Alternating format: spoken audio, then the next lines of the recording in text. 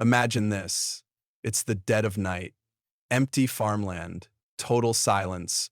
A 19-year-old college student, Brandon Swanson, is calmly walking down a dirt road, talking to his dad on the phone. "I see the lights," he says. "I'm walking toward them." They speak for 47 minutes. No panic, no fear, just normal. And then, out of nowhere, Brandon suddenly whispers, "Oh, shit." The line goes silent. No scream, no struggle, no goodbye, just gone. 16 years later, no trace of Brandon has ever been found. No body, no phone, nothing. How does someone vanish mid-phone call without a sound? This is one of the most chilling disappearances you've probably never heard of.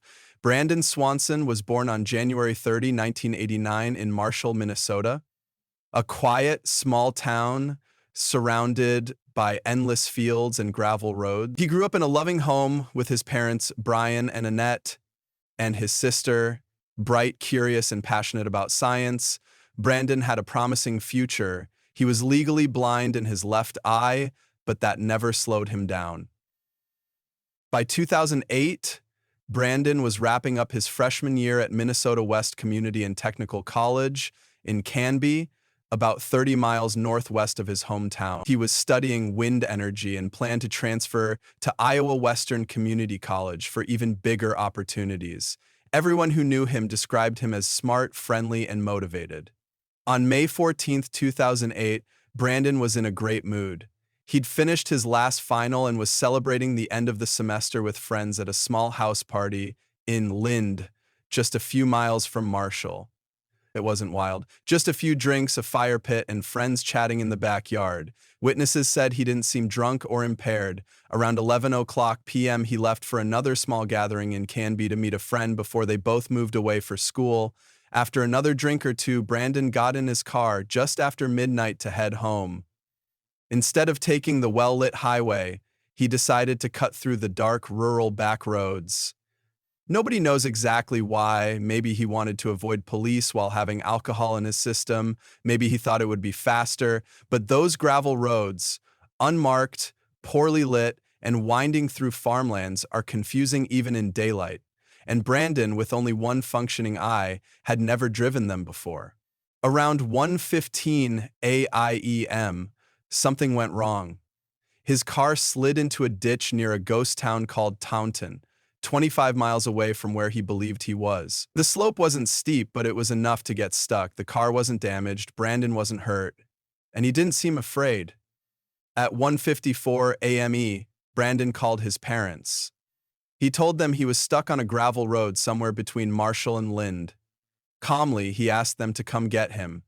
They got in their car and headed toward Lind, staying on the phone with him the whole time. Brandon said he could see town lights in the distance. He believed he was near Lind, so he started walking toward the lights. His father asked, "Can you see my headlights?" Brandon replied, "Not yet, but I'm getting closer. I'll meet you there."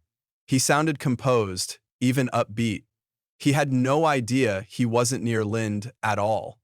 He was miles away, in a desolate stretch of land near Taunton. As he walked, he described hearing water rushing nearby, likely the Yellow Medicine River. He mentioned fences and thought he was passing a golf course. None of it made sense, but Brandon remained convinced he was heading toward safety. For 47 minutes they spoke. Then, at 2:41 a.m., mid-conversation, Brandon suddenly whispered, "Oh, shh," and the line went dead. There was no crash, no footsteps, no struggle, just silence. His father panicked, shouting into the phone, "Brandon, are you there?" "No. Are you there?" The call stayed connected for a few minutes longer, but there was no reply. Then it disconnected. Brian called back repeatedly. The phone rang several times before going to voicemail. Still no answer. By sunrise, Brandon still hadn't returned. His parents called the sheriff, but frustratingly, they were told they had to wait 24 hours. "He's an adult," they were told. "He probably just ran off." But Brian and Annette knew better, and they didn't back down. Eventually, the sheriff personally got involved. Using cell tower data, authorities traced Brandon's last known location, not to Lind, but near Taunton, far from where the search had begun. At 12:30 p.m., they found Brandon's car, locked, keys gone, no damage, stuck on a slight incline off a gravel road outside Taunton.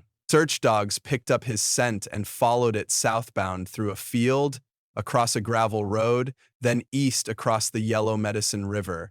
It continued toward an abandoned farmhouse, and then, without warning, the trail stopped. No footprints, no clothing, no phone, nothing. Volunteers, dive teams, and over 40 trained dogs combed more than 120 square miles. They searched fields, barns, drainage ditches, and every curve of the river. Cadaver dogs picked up no sign of death. Farmers in the area were reluctant to allow searches on their land, complicating the effort. One report claimed a strong scent trail near Mud Creek, several miles from the car. But nothing came of it. What happened to Brandon Swanson? Some believe he fell into the Yellow Medicine River and drowned. The current was strong that night and the banks were steep. But divers found nothing and dogs tracked his scent past the river. Others think he succumbed to hypothermia. Temperatures were in the low 40, and if he was wet and disoriented, it's possible. But there were no remains, no trace at all. There's also the possibility of foul play. Could someone have come across Brandon that night and taken him? There was no sign of a struggle, no evidence of another vehicle, and his father heard nothing unusual on the call, only that final whispered curse. Another theory suggests he fell into something, an old well, a grain silo, or a hidden crevice in the dark. But again, nothing was ever found, no scent, no clue. Or maybe Brandon just got completely lost and wandered far beyond the search area. But that would have required him to travel miles unseen, leaving no digital trace. No money was withdrawn, no calls made, no social media activity, nothing. In the wake of their son's disappearance, Brandon's parents pushed for change. They fought to pass Brandon's Law, which now requires Minnesota police to begin immediate investigations into missing persons, regardless of age or circumstances. To this day, Brandon's body has never been recovered. His phone was never found. His final words, "Oh, shit," remain a haunting mystery. His parents still call his number occasionally just to hear it ring. The voicemail still works. 16 years, no answers, no closure. What really happened on that empty Minnesota road? Was it a tragic accident? A random encounter? Or something darker? Let us know what you think in the comments below. And if you were gripped by this chilling mystery, don't forget to like, subscribe, and turn on notifications for more true crime cases that still haunt the night.